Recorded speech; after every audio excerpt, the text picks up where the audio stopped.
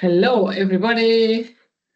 Welcome to the last consultation hour of the Design and teaching and Design and Teaching Online course. I was going to say the June, May, June. Did we start in May? Yeah, May, yeah. May, June. Oh, God, stop it. Okay, welcome, everybody. This is the last consultation hour. It has gone. I don't know if it has gone really fast for you guys, but at least for me, it has. it went really fast. Yeah. This run of the course has gone really, really, really fast. There's us, you know us, and you probably know clearly as well. But today, we are so amazingly happy and honored to have with us also Clelia Paralupi, who is the extension schools, one of the extension schools quality officers. Right? Yep. That's the official title. Quality assurance officer. Yeah. Quality assurance officer. Yeah. So thanks for having me, for letting me be present here. And very nice meet you as well, Morten. I have myself also taken this course, the same course that you're in last year. And this year I have reviewed and a little bit added on and improved the last module about the evaluation. I thought it was a nice opportunity to come in here and also chat with you all. I hope it's okay with you if we keep this a little bit of a conversation. I'm also curious to hear how you do, or maybe you plan to do quality assurance at your institution, at DTU, because I've heard brilliant things about it. And I'm also here to answer any other questions that you might have, either on the material or maybe more in the specific quality assurance. Yes, thank you. Yeah. So that's true. So if we go session by session, consultation hour by consultation hour, corresponding to each of the modules, we did open module 5 and module 6 at the same time.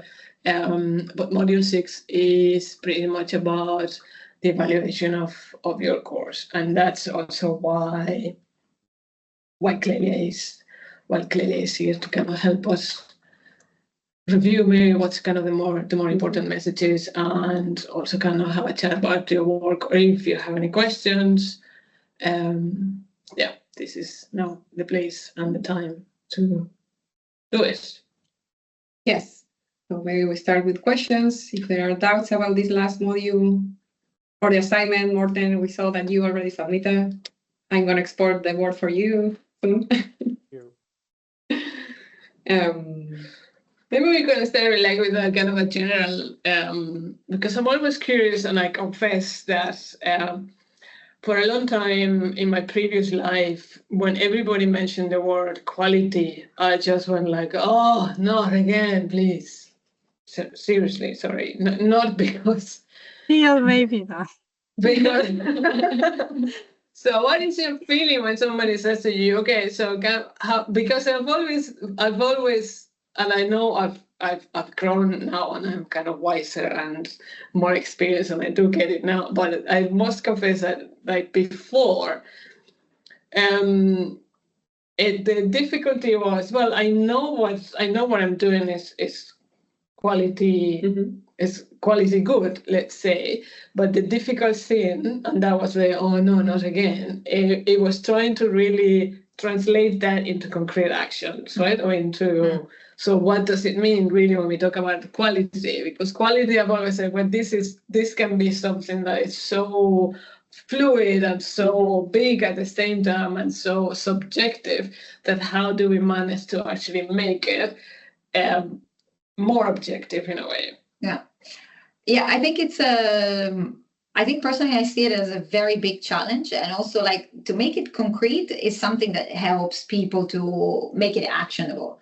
Another challenge is to think bigger, so to go from the small actions and to connect it to the real big overarching goals. So to just give you an example, for example, so one of the things that we do in our quality check, I like examples and concrete things, is the syllabus. So we say we have a template for the syllabus with like it's 7, 8 headings, I don't remember exactly.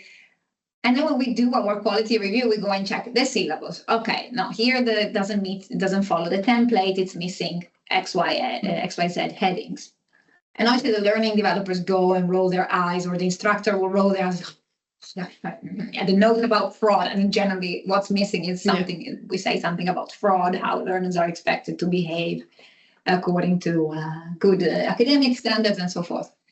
So it's important to bridge that gap between, okay, something very minute and perhaps pedantic this could be on, it's missing the heading about fraud, with a more broader term of quality, which is, okay, I need to provide the learner with all the information he needs in order to succeed. And if that means that perhaps you want to give people the benefit of the doubt that they shouldn't copy paste text from other sources, that you need to point them towards the right direction. So quality assurance is all the little steps we need to make as an organization to make sure that we reach that bigger end goal. And I know it's hard to show the way there, but I think this is how it's composed, of these small little steps that can be, that can come across as a little bit pedantic, perhaps. But they help to give to really give the measure of what is quality, because otherwise everybody says, oh, it's good quality, it's high quality, it's excellent quality. And what's how you measure the good quality, right? The fine quality, the minimum standards. Yeah. I was curious because you had a little kind of disclaimer at the top of your assignment, Martin. I was wondering, do you do any quality assurance? Do you guys have any kind of benchmark you use? Any? Well, first I want to say that very impressed by the processes you have in Delft, quality assurance, and I wish that we had the same thing at DC. The thing is that quality assurance of courses is part of the responsibilities of the study boards, which is located at the various departments. So we don't really have anything to do with the general courses, quality assurance of the general courses. And since offering lifelong learning courses are fairly a new thing, relatively new thing for us, we need to find out how does this task of ensuring the quality of lifelong learning courses, how do they fit into our quality system? Because our institution accreditation, that only measures courses that leads to a degree. Yeah, but it's the same here. Okay, so but not lifelong learning courses, and we need to find out a sustainable way to measure and develop the quality, because I mean nobody can disagree about quality, but as you say, what we mean by quality can be very subjective. I think your Ole flower can be very good at that, actually, to reflect what is it 6 or 8 perspectives on quality. Yeah, sorry, what was your question again? Yeah, it's about your system, your quality assurance system at DTU, especially for online education. But I understand that you're like in the same situation as in the Netherlands. There's not an external agency that does accreditation of the lifelong learning. And I don't know whether, there are developments in the Netherlands, but here most likely the direction will be that the external agency that accredits the whole TU Delft as a degree awarding institution with degree awarding power, perhaps will in the future, don't know when, it will be embedded in the law. They will also basically say that we have an internal quality assurance system that is sufficiently structured and sufficiently secures the quality of lifelong learning. Because the lifelong learning products are of such small entity, they're not degree programs of 120, 180 ECTS, right? So obviously you will not have that same degree of external accreditation. It's not feasible. Because I imagine you also have that kind of shorter courses for lifelong learning. Yeah, and sometimes it can only be for a day. And that's basically just a workshop that is called a micro-credential that could just be like a couple of hours of presentation. So, I mean, how should we ensure the quality of such things? So it's very Yeah, it's not. It's new ground that we are stepping in here. So Since you mentioned that, I hope you don't mind me asking, but you said those kind of very small units could be a micro-credential of just a workshop of a half a day. So you don't have a minimum number of ECTS required for micro-credentials? well, that's the thing. Micro-credentials, it's a concept that doesn't exist in Danish legislation. So we need to somehow translate it into something that, well, we call it something else. And since there's no, at least that I am aware of, no agreed definition of micro-credentials in, well, for example, in the EU. So I think we can call whatever we want a micro-credentials, more or less. But obviously, the EU and some of the EU-funded projects, they have certain guidelines for what we should call a micro-credential and what a micro-credential should be. Okay. I hope that now that since the lifelong learners, they're not full-time students, I think it's easy for teachers to kind of forget about students who are enrolled in full-time programs, because I mean they applied for the program, so obviously they must be engaged in the course. But for micro-credentials or lifelong learning courses, it's just like we meet that there's a customer. Mm-hmm. Learner customer at the other end, and we need to define certain criteria, because otherwise they will be there for once, and if we don't have a good experience, we'll never see them again. Yeah, definitely. And I think your Oliflower can contribute to that perspective, to keep the learner in perspective all the time. Yeah. But I fear that our teachers will say, well, that's a nice to, not a need to element. But let's see. I may be surprised. Yeah, you mentioned this in your assignment. So I was wondering, so if you think that they will see the OLE as a nice to have, do you think that they will see a more like concrete, actionable, like quality review, quality checklist kind of thing as something more actionable and more valuable for them? Or well, as I also write, then the time the time they invest in almost every educational activity, that's just crucial for them. So I think, yeah, it's lifelong learning courses are also a new thing for me. So I may be surprised in a good way, and maybe I can answer your question in 6 months or a year's time or something like that. Okay, I was just out of curiosity.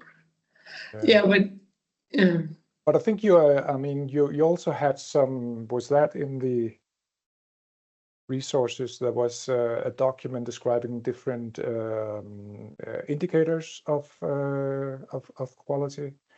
I can't remember what the title was for the document. The quality standards and indicators. Yeah, yeah, exactly. Yeah, so I think that's a good starting point. Another thing that we might have a look at is the resources provided by Quality Matters, that organization. For example, how we can set up a course in our LMS. But we're not a customer of Quality Matters. We're just browsing all the free stuff. Yeah. Well, and Quality Matters is really copyrighted stuff, actually. Yeah. I've asked permission to use some of the materials, and with the correct attribution. So yeah. Yeah. Oh, that's good. So indeed. So when we compiled our own standards and indicators that you correctly mentioned, we also have consulted the Quality Matters rubrics because I personally found it very exhaustive and very concrete and very actionable oriented. So what we did was it was really a big desk research consulting different resources such as Quality Matters, but we also looked at the Online Learning Consortium. There's quality scorecards. Those are open access. OSCAR, the University of New York. Yes, the University of New York, open resources, rubrics, a number of descriptors that we looked at and we thought, okay, what is applicable to our own context, and then we translated that into our own standards and indicators. Yeah. Basically. But I think it's a good idea to have teachers involved, so it's not just That's exactly what I was going us to say. facilitators, because we need to have them to take some ownership of the indicators. So I don't know how you actually develop your indicators. I guess that was like some kind of work with teachers or something like that. Well, I know because I was involved in that. So it was a policy advisor, and then we had organized different working sessions with mainly, really the main people that we consulted were learning developers because they were the closest to instructors. So I think you have a valid point to say that we didn't really involve instructors because we have so many products, online learning, that it would have been a matter of pick and choose a few to consult and to have involved. But then we had faculty coordinators from the different faculties involved. So they're a little bit closer probably to how maybe how an instructor thinks. I think that is a valid point that we didn't really involve them in our consultations. No. But it's still, so the question is then, so you may not involve your teachers in actually creating those standards for quality, but at the same time, they need to be part of the evaluation of their own courses, right? So that's, even if they're not involved, I just think that maybe sometimes it's just impossible to actually involve everybody at all stages. So at some point you need to make a decision and say, okay, this is what we have. We're going to validate it with so many people. And then once you start kind of saying, okay, so now we move into kind of the evaluation scene properly. Not properly, but the evaluation of the actual evaluation, then is when you're going to involve as many of the stakeholders as you can, you know. And in that sense, I think is when we actually do, for evaluating our courses, we're going to have everybody in there. Yeah, and we always link it to the standards indicators. And frankly, we never had the feedback like of instructors say, oh, you know, what is this indicator? Is absurd, or it's unreasonable or unfeasible. That's not something that we've ever experienced, to be honest. Like it was always either that there could be disagreements that something wasn't met, but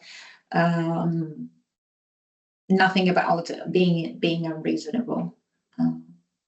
So I mean, that's, I think, in a way a form of validation, whether you've hit the right indicators or.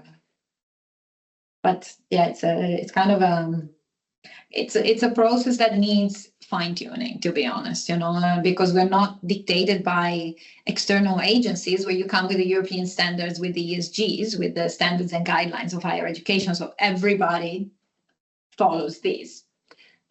For lifelong learning, they, you know, like you said, they can be adapted and they can be the smallest unit of learning. So you really have to strike a balance between, okay, you cannot have all of these indicators met for such small units.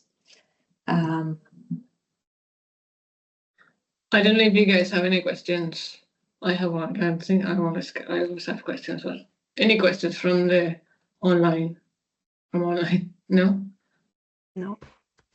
Okay, so my question is, are you always, so more like questions, so it's kind of more like a discussion. So it's in connection with kind of evaluation and what's the time frame. So at what point do you ever, maybe not at what point, but do you ever stop evaluating, or what's the relationship between time and evaluation? So say it's a new course, so obviously you don't know what's happened, so you're going to go maybe more full on in terms of evaluation. then the course continues to run. But at what point do we decide, okay, it's good enough, so then we don't need to look at it ever again? Or should we constantly come back to it and see what the study is? What do you think? Maybe Morten want to say something. No, go ahead. I mean, you continue to evaluate also because just only for the content, the course becomes obsolete at some point, first of all. So that then at least that you need to keep in mind. And then maybe, especially online, things can go wrong. For even if it's a good course, then at some point something it's not anymore. For instance, regarding accessibility, what it was good 10 years ago is not good anymore now. So even if it was a good course at that time, so things get old and then you need to keep an eye, maybe. So I would say that you continue always to look back at a course. Maybe you need less details if you know that the course was in a very good state, in a very good form when you left it last time, but still, somebody should look after, especially when I think about online courses that then maybe run MOOC for a long time. And what was brilliant is not anymore. So always looking back, maybe not every minute, but we do every 3 years more. Yeah, exactly. And that's the challenge, I think. And now we have it more covered for Morten to know. But yes, the reruns, like how to check that things are still up to date, that the same principles, so we can say they also applied in those. So those are the most challenging cases now, because you can have like a good system or a method to go through the first development, but later what happens with the courses. So with the first course we develop, no? And now it's like not, we have like 5 courses and we can look into details. So we have so many courses that sometimes things just we are not aware of certain things. But now, yes, I think so for some time now we have evaluations after 3 runs or 3 years of the courses, and trying to catch all these things that go beyond also the content updates. But let's say with the course team that is supportive and is behind the course, you might catch. But yes, also the full experience, right? That the technology still works fine, that the accessibility is in accordance with what we expect to have, etc. Yeah, I was maybe I wanted to throw a provocation at Morten, just to really like this. If you have any, just to see what you think, what would be on a scale from 1 to 10 a good? When would you be satisfied of the rating that your learners give to a course? When do you say, oh, okay, this is good, or wait, this is a red flag? Oh, that's a good question. Yeah. Yeah, that's a tough one.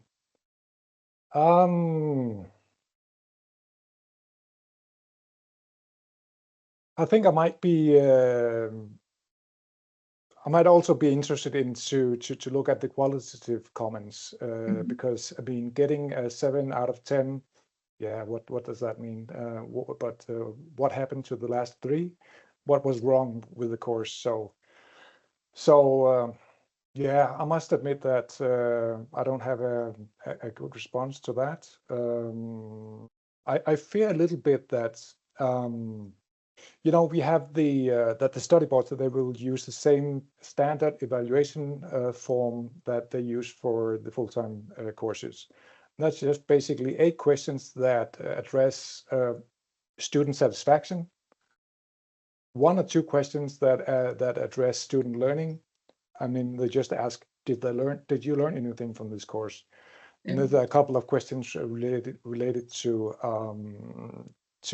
constructive alignment, without mentioning constructive alignment. Just basically, how did you experience how the learning objectives was related to assessment and activities? And we have the study boards at the departments. They have maybe 150, 200 courses to look at, and I fear that they will only look at those that perform really bad. So, but I like the fact that you also evaluate the process, and I'm trying I will definitely try to propose that, especially because it's a it's a new course that we are going to offer. But yeah, I think I have to look at our standard evaluations. When is the critical limit for courses? Is that a 7 out of 10 or 8 out of 10? Yeah. Yeah. No, but it's a very, very legitimate doubts that you have. And to be honest, we also didn't first, not even now, we really impose this very strict mark. But after analyzing some aggregated data, we felt, okay, anything below 7.5 is a bit worrying, or is a bit, not even worrying, but it should just be looked at. Huh? And I think that you probably share this with your campus education. We surely have this problem with campus education. The representatives of the respondents is extremely low. So in some cases, yeah, it's a 7, a course just scores 7 because one gave an 8 and one learner gave a 6. So obviously the average is a 7, but you know, you probably should take it as a pinch of salt. You also made a very valid comment about the text feedback, the qualitative feedback that you get from such a survey. I really find those personally much more helpful than these numbers, you know, given by 2 or 10 or 15 people out of a MOOC with 800 enrollments. What would that say? But we kind of wanted to have a little mechanism just to be able to say, okay, this course is scoring a bit low than our average.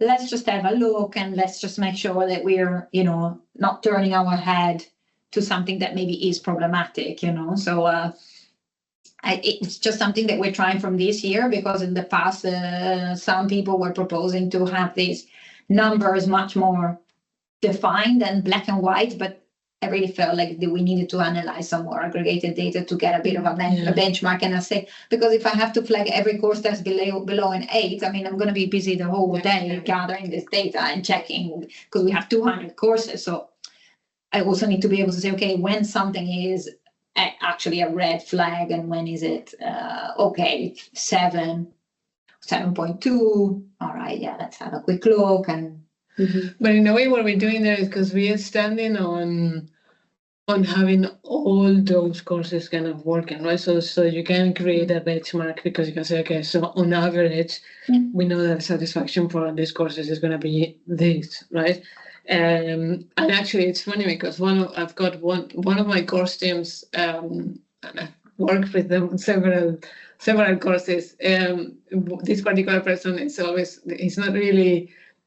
So he's very proud of, obviously, you know, the courses that he's created and run and all that. But always the question he gives me is not necessarily how well have we done, but how well have we done compared to other courses. So there's always this idea that, so the fact that even if all courses are different, there's this idea of that you always want to compare yourself to what the others have done. So his question is always like, wait, yeah, what this other course, like what happens on average, the extension school, how many, what's the average score, and how we done better than, are we better than the majority in a way? Or when we comment on video views that have been completed, you know, and I say, well, anything above, we generally see something concerning below 60%. So if 60% of the viewers have not completed the whole video, and maybe it means that there's something, it's not clear, it's too long, it's boring, it's illegible what's in the slide, you name it. So when we have like really high completed video views, then we say, oh, you have, you know, 80% on average, all your videos have 80% of completed video views. Then it helps them to quantify, and then we say generally, you know, anything above 70 is really good, and anything below that number is a bit more concerning. So the fact that we have this platform data that can help and compare, but this benchmarking exercise, you have to aggregate a lot of data and create some benchmarks, like also on pass rate. So when we tell them, 50% of the learners in a MOOC have got a certificate, have passed. They're like, what is it? What does that mean? How does that compare to others or whatnot? So This But, is, what is your organization like in terms of quality assurance for the courses that you offer during the, through the extension school? I mean, who's part of that body? myself, I'm one of the quality assurance officer together with Roberta. Yeah. Okay, so you don't have any teachers or faculty involved? No, Not We in do- the board. There is a board. There is a board. yeah. So basically, then there's an independent board that acts like a board of examiners that we have for the degree programs. Then we created an independent board that kind of oversees the didactic quality of the products of the lifelong learning. So, for example, when we have courses scoring by learners less than this 7.5 that I mentioned, I'm also secretary of this board, and I bring to the board this case, and then we say, look, we have these, but we think that the course is didactically sound, that this score is based on 2 respondents. We'll monitor it, but we don't think it's concerning. So it's an independent body that serves as to oversee that we have sufficient processes in place, that they're adequate, and also to address anything that needs further escalation, as in, okay, so if we flag, okay, sufficient learners say the score is a 6, and our learning and educational advisor think that the didactic quality of this course is low, the engagement is low, technology is unsuitable, then the board can also advise to take some further action and to consider, adaptations or discontinuation of a product or so forth. So this is a little bit the two. So me and Roberta are really on the process, like we're busy in the organization doing it and implementing the quality assurance. And then the board has a oversight kind of supervisory role. But also the evaluation moment of each product, each course is done all together. It's not just the quality assurance officers, but there are the learning developers and the lecturers. So in that moment, there is a discussion with everybody, but at the end of it. So it's not us in a vacuum doing, okay, No. It's in collaboration with all the people involved. Yeah, we're behind the process, but we make sure that around the table, we bring all the input, like platform data, survey data, and experts input from learning developers, instructors, teaching assistants.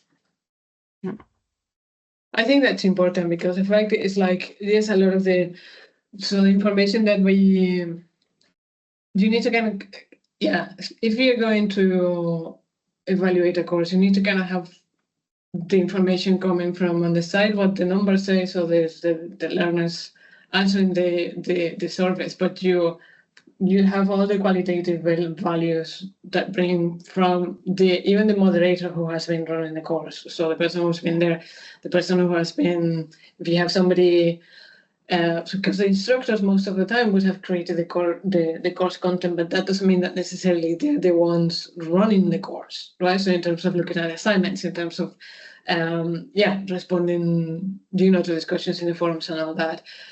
So that evaluation meeting after the first run is what brings you the possibility. If you have everybody around the table, it brings the conversation is much more authentic in a way, because there's a clear explanation of, okay, so the number says one thing, but exactly what could be the response or the reason for that from kind of the qualitative side of things, I think. This link is really important between, and it helps, because sometimes learner will put in a comment and you think, okay, no, it's nothing. But sometimes it can be a very useful hook to go and dig deeper in the data. So just to give you an example, I was just reviewing a course and I saw an open comment of a learner saying something, the quiz don't show the correct answers or incorrect. So then I went into the quizzes and I saw the number of incorrect answers and I saw that there was no explanation for the correct, incorrect. So you state facts. So what I will do is just state a fact to the instructor and say, there are no incorrect answers. The student perceive it as not supportive. So that's when you go back to your OLE. Yeah? So that's, again, you're making that nice connection with your OLE when you say, oh, the course should be supportive, but wait, is someone that doesn't see why their answers was correct or incorrect, it could be helped by having that. Yeah. So you find that little connection, you make it very concrete and objective to the instructor, just simply stating facts. It's like, there's no answer shown. Yeah. Learners would appreciate it. Can you please consider adding it in the next Yes, one? and again, and there are different tools that at least we use to collect. So the surveys are one, but then the discussions are another, that the TAs are the one picking up those things, and those are also used in the evaluation, right? Some things are fixed during the run. So I think we mentioned that at some point you have to fix things in the run, but then after the run, other things can be taken care of. Like, for example, like this type of comment, no? Yeah. That needs a major review of all the quizzes that might be part of the course. Questions, more questions. Otherwise, I have a question, but I'll let you. Questions? No? Okay, so I'm just curious because we've been talking about evaluating a course, right? And we said, okay, so we're evaluating a course and we never stop evaluating a course because, the course the content, la, la, la. But I'm now wondering how often then do we evaluate evaluation? So how set in stone are the standards that you come up with and those descriptors and so it's I know it's a hard process to kind of get to something that say, okay, this is what we're going to use as standard, but then at what point do we think actually this needs to be revised because it's no longer evaluating what we wanted to evaluate? See where I'm going? I don't know if there's something that it hasn't happened yet or that we don't worry about, or that we need to wait for something big to happen in order for us to realize, this has happened, or is it actually kind of a new product, or is it? See where I'm going? I'm just kind of, so yes, we've got the standards and the descriptors and all that, but how fixed in time? So are they still fluid as well? But I think some things are kind of set in stone and you can reiterate. Depending on it doesn't matter what product you're working on. And some others will evolve based on the nature of your product. Like I understand that if you do a workshop, like you were saying, Morten, of 3-4 hours, you might not want to formally assess learners at the end of it. Like you might just give them some case studies, some to discuss in a group, and perhaps pitch the idea to the rest of the audience. That could be as much as you do, but then you don't have a whole formative assessment, which instead is something that you might want to have in place when you have a longer, like a program or a longer 30-40 hours kind of course. So I think that, there needs to be space for flexibility to experiment with. So it's in a way kind of the interpretation of the descriptor of the standard. Yeah, it changes a bit on the product. I mean, now we went from this really course type, like kind of just a smaller kind of campus course, but a bit more condensed, to now even more fluid, join different blended, hybrid kind of things where even shorter than what we had before, even less than one ECTS. So you really have to ask yourself, is it possible to fit everything in here? And to also spend so much time, what you were saying, from instructors who create something so... Yeah. Makes sense. I think one aspect that that we are going to have a look at, especially, that's the DigiWin project, by the way. That is how we assess, basically transfer. How do we measure that what they learned in our online course, that they can actually apply that knowledge or those skills into their professional job. So, I mean, is that something that you have experience with, measuring the degree of transferability? I wish I could say yes, but no. No, and the easy part would just make a basic survey, but I mean, maybe it could be done more elegantly, or Yeah, but that's not a measurement. If you ask through a survey, is what the learners think. So we do ask that, but that's if you really want to measure, that's something else. Yeah, you have to carry out. But you also ask them, like, let's say after 2 weeks after the course, or a month after the course, so they have actually had some time to reflect and an opportunity to try those things that they have learned in their professional job. Not currently, but we're actually trying to think for a new project that we are now working on, how indeed to measure exactly what you're saying in time. Yes, because it has to be like a long-term like project, right? Because even if it's 2 weeks after, unless you were really providing a tool that they can take and apply, that even doesn't fit in those 2 weeks, so you have to come like sometime after and evaluate with them, of course, like how much they did apply, right? Because if not, again, it's like an opinion, which is fine, but you can capture that with a survey at the end of the course, right?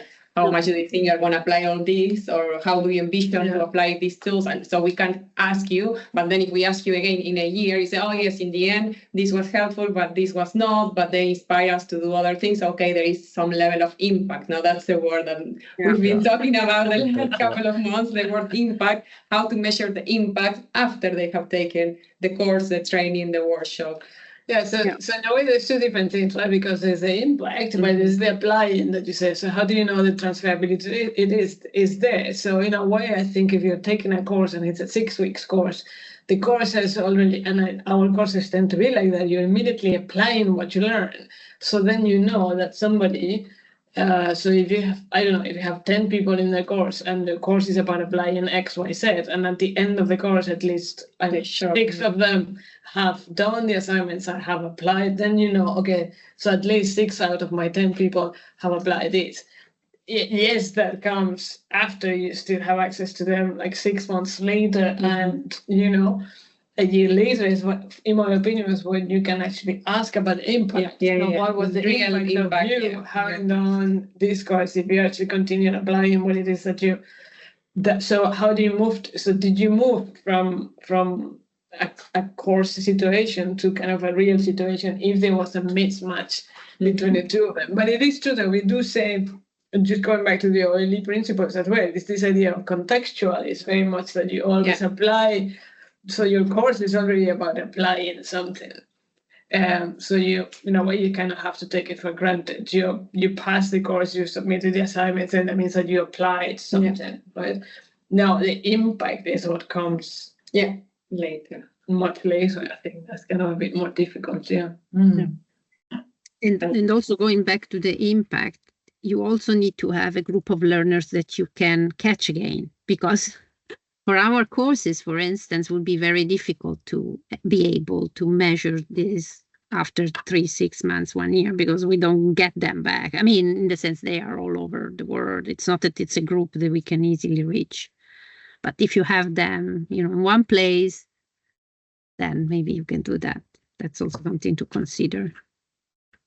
Yes, and it's a study, if not that we should really plan beforehand and ask learners if they are interested in, and then create a group of learners that maybe then half of them say yes later, like the sounding bar, like it's done like with those kind of type of learners that say yes, I would like to be involved in the future in some things that you might do.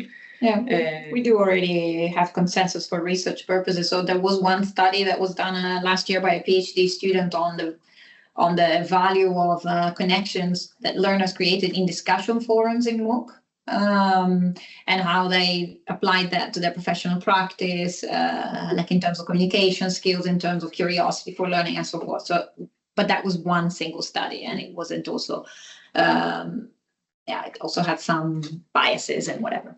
Another thing I wanted to mention, so that Roberta touched upon, is that the group of learners we have is very heterogeneous. And we also don't know where they come from. So something that we want to try and do is this impact study, because we have a group within a project, we have this group of learners probably coming from very selected, close to us, also geographically kind of learners.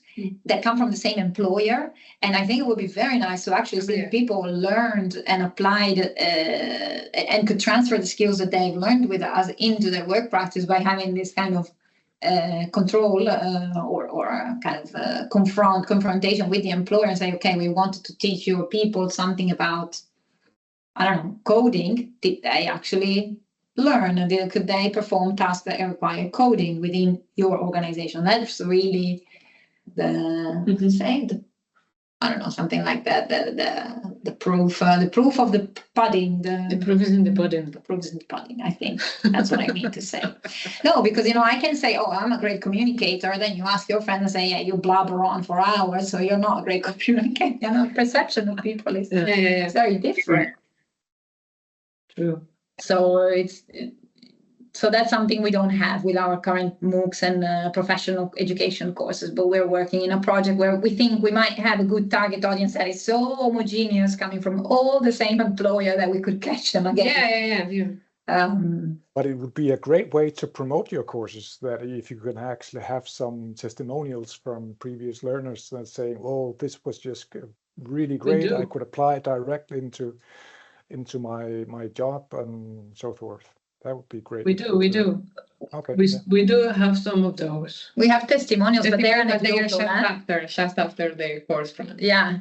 So it's not in the terms that Morten is saying. So it's not a testimonial after. No, yes, but for somehow, I don't know how it works, but I'm just thinking, for example, in sustainable building with timber, somebody wrote, not immediately, but after, I don't know, X amount of weeks, or kind of given, that was proper impact, just to say how he was able to build, I don't know what, like a house in, I don't know where. So some of them, so it is true that I say, I hope this is going to help me with this and that, but some of those testimonials are actually kind of really stories of impact. Yeah. But what I think Morten is saying is that would be good to have, like, it should be a systematic kind of thing. Now, these are anecdotal instances of one person saying, and it's in a testimonials in a website, it's not in a study with some, proper data analysis. True. So it would be very nice, and we do have the ambition to transform people's career and lives, but to demonstrate that is another ballgame. Yeah. Okay, it's already 10 to 4. Any more questions from you guys online? No? Shall we wrap up then? We can wrap up. Yes, and for your for you, so, and also for Erika. So we decided after seeing the interaction in the group, and we've seen that in the last week we didn't have that many discussions. So with that, we thought to give you one more week to wrap up and finalize all those things. We saw, Morten, that this morning you posted things, so nice to see. But we've seen that in the first weeks there was a really nice synergy and back and forth among you, also like with Erika and among us. With you in the discussions, and now we missed that a little bit. So we'll keep the course open for one more week. So it should have ended tomorrow. So now we'll set the end date of the course to the 2nd of July. So you can really go into the discussions and bring your input, your feedback to others, and of course. Can I just add a comment to that? Yeah, sure. Yeah, I think it's not that I haven't been interested in participating in the discussions or having a look at Roberta and Erika's work, but for me the workload was a bit higher than the 4 or 5 hours a week. So I had to spend those hours at the main assignment. Yeah, but I don't know what Roberta think about the workload. For me, for instance, I have to say this last, the last module, I didn't really do anything about it. So let's say that workload was removed from my thing. For me, I spent, quite a bit in, as I said last time, and it was the third assignment that it took me quite some time. And, you know, I'm also, I have to say, because I know already certain things of the process, so for me, it is easy. I can imagine that if you start really, really from scratch, so for me was, okay, I can go deeper, but a lot of things I knew. So I think I'm not really the right person to ask that question. And that's fine, yes. But thanks You're for the not- feedback. Yeah. And then, yes, that's why we try to do this optional 5 and 6, because we noticed that assignment 3 was on the heavy side, let's say, or the more complex at the point of the design phase. But yes, and again, no, we don't take it that there was no interest. It was maybe, yes, like there was not a chance, or sometimes you have to be inspired as well, right? Yeah, no, that's true. But let me ask you something, because this is actually, this is very interesting in terms of feedback in the design of the course. We did change things already from the previous version of the course.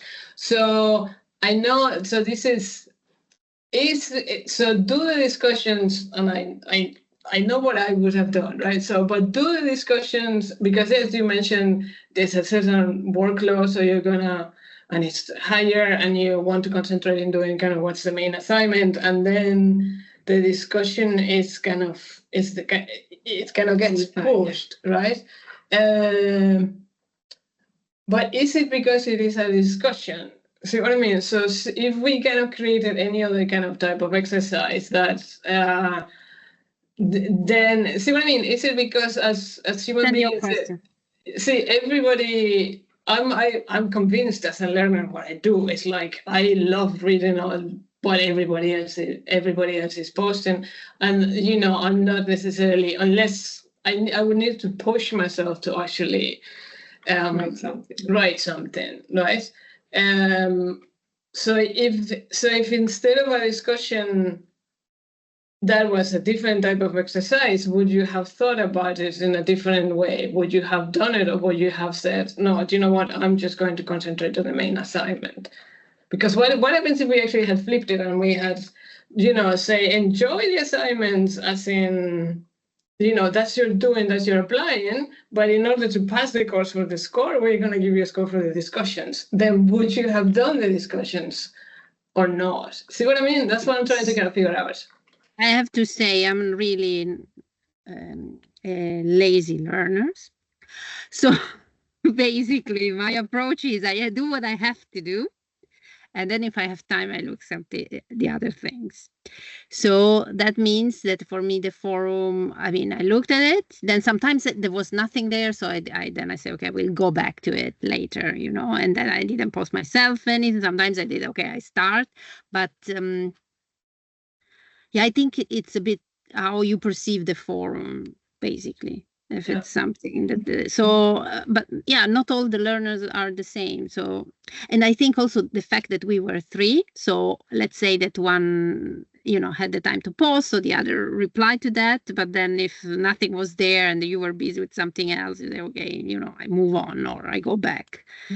And if you have more learners, probably then that part becomes also more lively. Yeah. But personally, I need to be forced. I know that it's a sad thing to say. Sorry, I shouldn't say that. No, you know, that's what it is. So that's super cool. That's a Okay. very fair argument, Roberto. Yeah. No, but I Bad, think I feel embarrassed, but yes. but for me, it was also because that the main assignment, I couldn't directly use that in my own work. Yeah. The discussions were something else. Yeah. That's actually a very good point, because those discussions are actually very important discussions. So if we make them discussions applies exactly to your work, then we could actually, anyway, that's fine. Yeah, but Thank you. I know that addressing discussions to learning designers, that's can be kind of blasphemic, but I'm just saying what it is as a learner when you're busy. That's fine. That's fine. You know, everything. Yeah, no, everything is very valuable. So yeah.